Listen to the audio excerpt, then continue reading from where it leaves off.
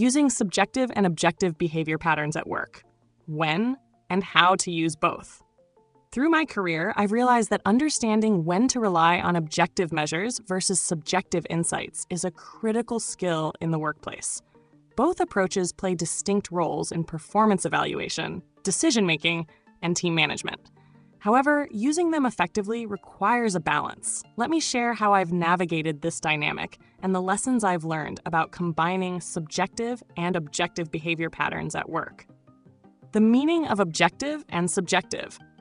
One of the first things I came to understand is the distinction between objective and subjective. Objective refers to anything measurable or observable, rooted in facts and data. For example, tracking whether a project is completed on time is purely objective.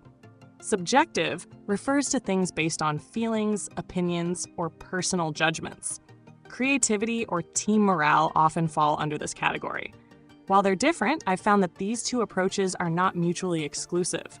Instead, they complement each other when used wisely. Difference between objective and subjective performance.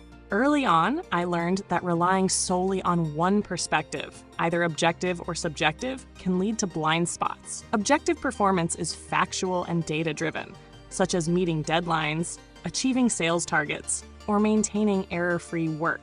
It's essential for tasks that require precision and consistency. Subjective performance, on the other hand, encompasses qualities that are harder to measure but equally important. Traits like creativity, collaboration, and leadership are often subjective but have a profound impact on team dynamics and innovation. Understanding the difference has helped me evaluate employees more fairly. For example, during one performance review cycle, I found that while objective metrics like task completion were easy to measure, subjective qualities like initiative and teamwork played a critical role in team success. Recognizing this distinction allowed me to take a more holistic approach. How to deal with subjective performance. Subjective performance is valuable, but it comes with challenges, especially the potential for bias. I've seen how unconscious biases can cloud judgments, so here's how I've learned to handle it effectively. 1. Be aware of bias. The first step is acknowledging that subjective evaluations are inherently prone to bias.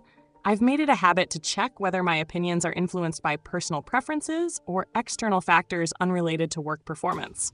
2. Use objective criteria. Even when evaluating subjective traits, tying them to specific behaviors or outcomes helps reduce bias.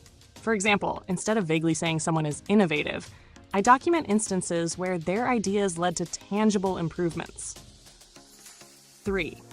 Provide constructive feedback. Employees often appreciate clarity on how subjective traits like creativity or leadership are being assessed.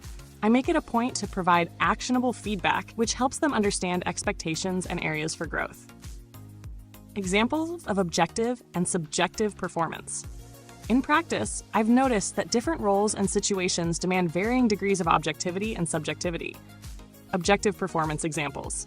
Meeting deadlines, completing projects, and following instructions are clear, measurable outcomes. For instance, in a data entry role, the number of entries completed accurately is a key objective measure. Subjective performance examples. Traits like being innovative, showing initiative, or demonstrating strong leadership are subjective. I've seen how someone's ability to inspire their team or come up with out-of-the-box solutions can have a ripple effect on overall productivity. Recognizing and articulating these differences has helped me evaluate performance more comprehensively. When and how to use objective and subjective behavior patterns. From my experience, the key lies in knowing when to emphasize one over the other and how to combine them effectively. For routine tasks, objective measures are paramount. When managing repetitive or operational tasks, measurable performance indicators ensure fairness and clarity. For example, during an audit, focusing on accuracy and deadlines is critical. For creative roles, subjective qualities often take precedence.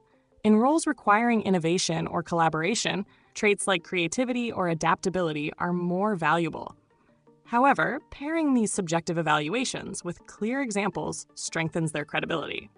In team dynamics, both approaches are equally important.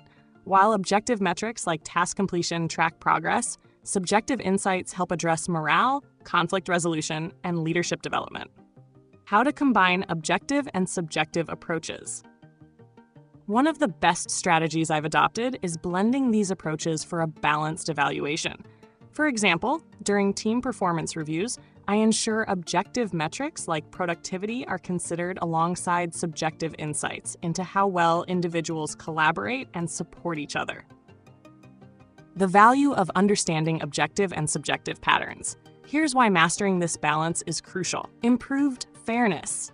Combining objective data with subjective insights ensures evaluations are comprehensive and equitable. Enhanced decision-making. Using objective measures for clarity and subjective judgment for nuance leads to better decisions. Stronger feedback. Employees benefit from a mix of measurable goals and constructive opinions on their softer skills. If there's one thing I've learned, it's that understanding both objective and subjective behavior patterns helps you navigate workplace dynamics more effectively. By using each approach at the right time and for the right purpose, you can foster growth, collaboration, and success in any team or organization. Practical examples of using objective and subjective behavior patterns at work. An employee working in logistics is evaluated based on the percentage of on-time deliveries and accuracy in inventory management. These metrics are measurable and provide clear feedback on performance. In the same evaluation, you notice the employee has taken the initiative to improve team morale during high-pressure situations, which has enhanced overall productivity. While harder to measure, this subjective trait is crucial for long-term team success. During a team conflict, you review specific emails or project timelines to determine if someone missed deadlines or failed to meet a standard, providing a factual basis for addressing the issue. You assess how each team member has contributed to the conflict emotionally, such as a lack of willingness to compromise or using dismissive language in meetings. This subjective understanding helps you mediate effectively. A candidate for a project management role is assessed based on qualifications, certifications, and the number of successfully completed projects. During the interview, the candidate demonstrates exceptional enthusiasm, creativity, and interpersonal skills that suggest strong leadership potential. These subjective observations often complement the objective data to make a well-rounded decision. You analyze task completion rates and the frequency of missed deadlines in a project team to identify which members are consistently underperforming. You observe that a particular team member consistently volunteers to assist others and fosters collaboration. While not captured in task metrics, this subjective behavior improves team cohesion and should be recognized. A graphic designer's work is assessed based on the number of completed designs and adherence to client specifications within the deadline. The designer's ability to bring fresh ideas to brainstorming sessions and create innovative concepts that resonate with clients is equally important, even though it's harder to quantify. A salesperson is evaluated based on the number of closed deals, revenue generated, and lead conversion rates over a quarter.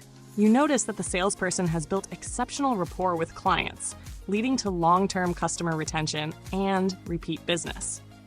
This subjective insight helps contextualize their performance beyond short-term metrics.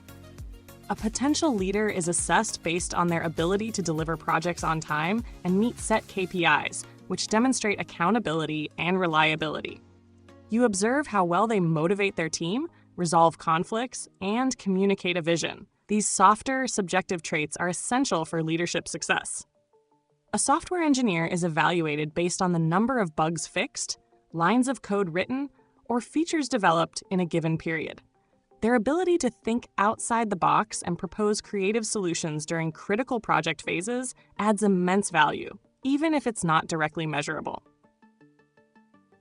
You track the number of training modules completed by employees and their scores on assessments. During training sessions, you observe some employees actively engaging in discussions and asking thoughtful questions. This subjective behavior reflects their willingness to learn and grow. A customer service representative is assessed based on the number of tickets resolved, average response time, and customer satisfaction scores. You notice that one representative consistently goes above and beyond to empathize with customers, resulting in glowing feedback and improved loyalty. While subjective, this behavior is invaluable for building the company's reputation. Key takeaways. Objective patterns are best used for tasks requiring measurable outcomes like meeting deadlines, hitting KPIs, or adhering to budgets. These ensure fairness in evaluation.